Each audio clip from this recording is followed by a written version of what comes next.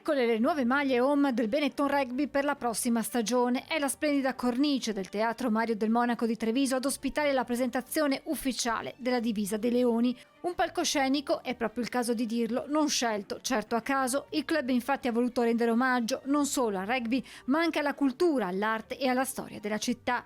A fare da testimonial alcuni volti della squadra: Alessandro Izekor, Tommaso Menoncello e Lorenzo Cannone.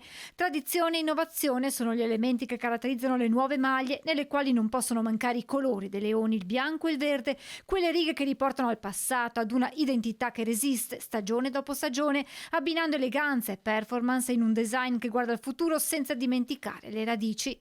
Intanto continua la preparazione della squadra in vista dell'esordio in United Rugby Championship, previsto per sabato 27 settembre fuori casa contro il Connacht Rugby.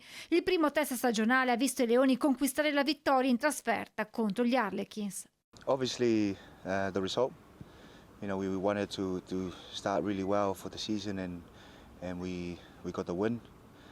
So I'm very pleased with the result. The second thing is you get to see so many young, really good players who came up and they showed up, performed really well, especially the outside backs as well. Il Benetton ora è atteso per la seconda e ultima amichevole precampionato, la prima gara davanti ai propri tifosi a Monigo contro i georgiani dei Black Lion. Obviously, Georgians rugby are, you know, they've been doing really well in the last few years.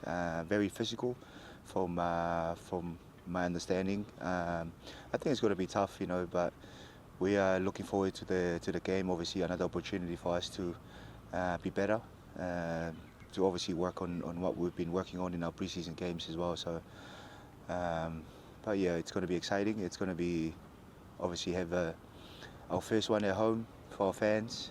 So it's a lot to look forward to.